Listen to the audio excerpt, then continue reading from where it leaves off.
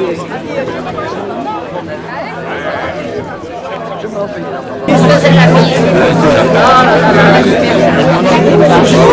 ne voit pas, Ça va? Je suis venu par amitié là, hein, voir les amis, ça ne savait pas. On ne change pas. On a encore vendu, non? Non, mais non, c'est fini, non. Vous êtes bien, vous êtes bien. Ah non, vous êtes bien. Ouais. Madame Emilia Avez, sous-préfète de Bar-sur-Aube, représentant Monsieur le Préfet. Monsieur François Baroin, ministre, président de l'Association des maires de France. Madame Evelyne Perrault, sénatrice. Monsieur Nicolas Juillet, vice-président du conseil départemental, représentant Monsieur Pichery. Madame Danielle Beuglin, conseillère départementale.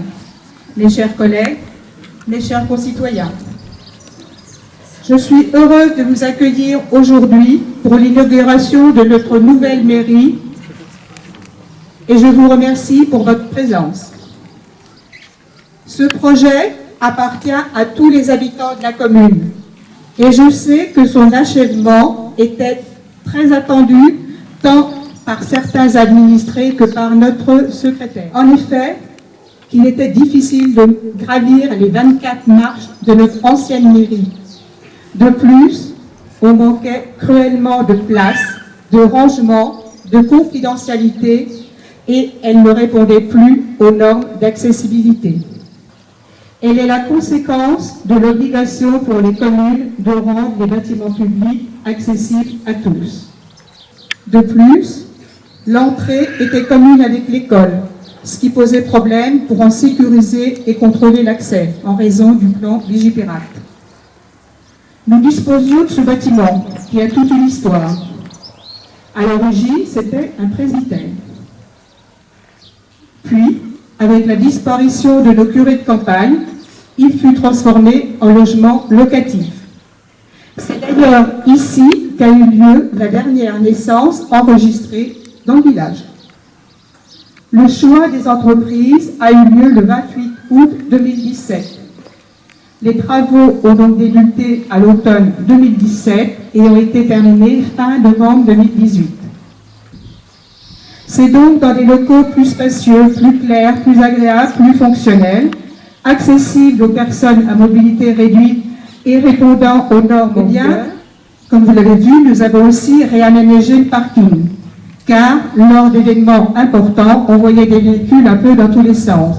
Et surtout, l'éclairage faisait cruellement défaut. Pour ces travaux, nous avons reçu l'aide de l'État. 20% de dotation d'équipement des territoires ruraux, 18% de fonds de soutien à l'investissement local, plus 3 500 € de réserve parlementaire de la part de notre sénateur, à l'époque c'était M. Baroin. Tout ça pour la mairie, dont le coût s'élève à 380 000 €. Je regrette seulement que notre communauté de communes n'ait pas participé. Donc, mais ce que je voudrais, c'est que toutes les communautés de communes, il serait souhaitable que toutes les communautés de communes fonctionnent de la même manière pour participer à l'investissement des communes. Il faut savoir que nous, la commune, on contribue au fonctionnement de la communauté de communes à hauteur de 75 000 € par an. Alors qu'on parle actuellement de communes nouvelles, les fusions, je souhaite vivement que nos mairies ne disparaissent pas, même si on pourrait inciter les toutes petites à se regrouper avec une commune plus importante. Chaque commune a son âme, son histoire, son identité. Vous pourrez d'ailleurs en retrouver quelques traces sur les murs de la salle de conseil. Je compte sur vous, Monsieur le Président des maires, pour que les mairies continuent à avoir leur rôle à jouer et que tout ne soit pas transféré aux communautés de communes ou aux autres services de l'État. Je vous remercie de votre attention.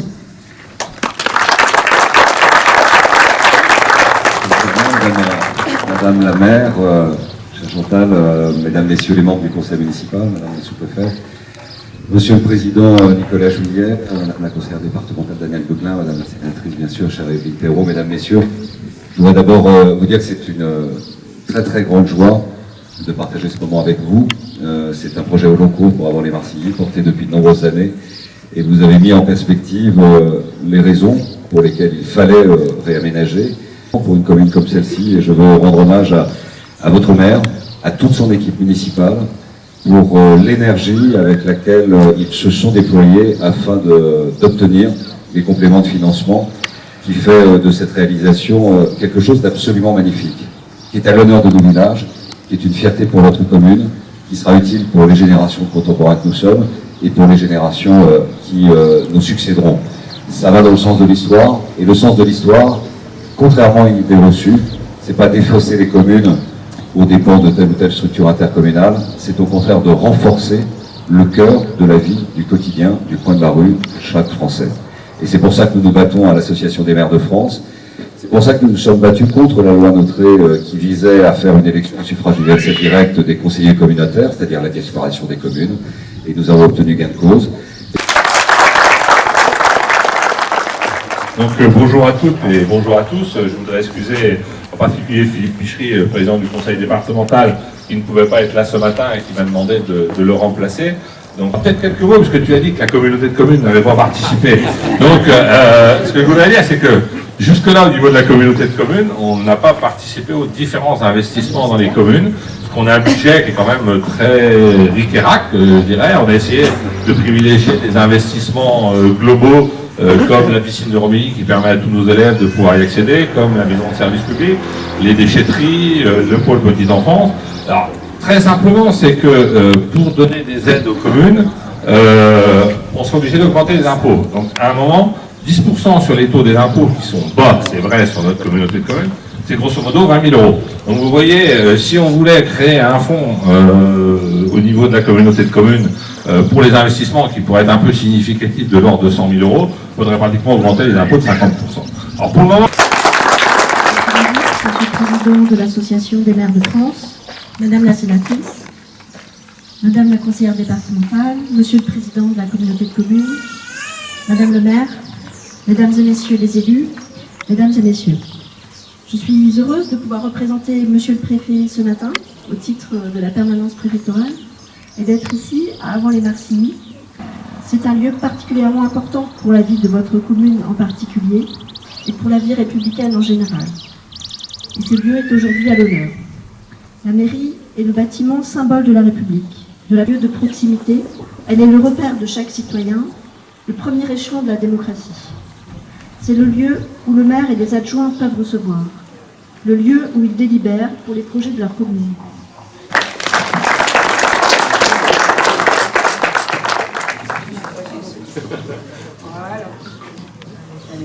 Voilà.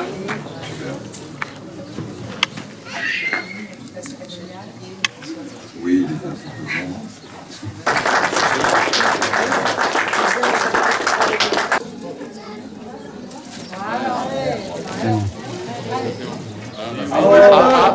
Oui.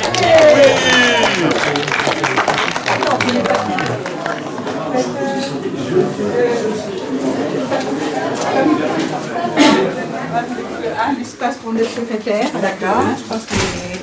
Ah bah elle est bien là. Et là c'est bureau à côté. Alors qu'avant on n'avait pas de bureau. Oui non mais c'est bien. Ah non non mais c'est parfait. C'est fonctionnel. Ah bah elle est dans la maison. Et il est fréquenté, à part les pannes scolaires, Très les peu. instituts, Non, les... non, même pas les scolaires. C'est ça qui est les dramatique. instituts n'amènent pas les enfants. Non. Ah non, non, non, ça c'est dramatique. Ça c'est dommage. Ouais. Trop loin. Elle est où l'école?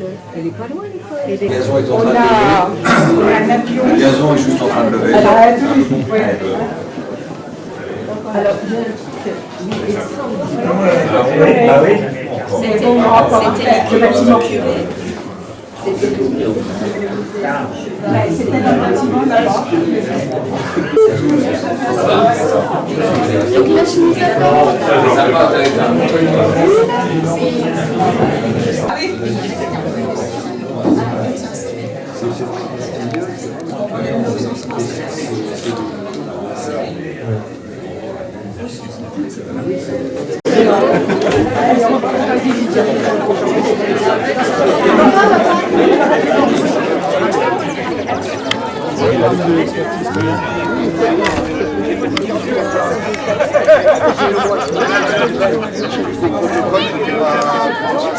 Non. attention, mais elle a... Un investissement. Et là, j'ai arrosé parce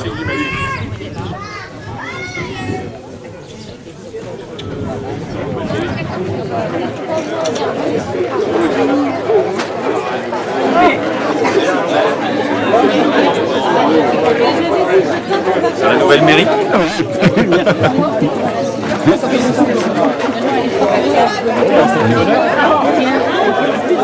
longue vie à la mairie. Allez, levez à la nouvelle mairie. Comme, allez-y. Longue vie à la mairie.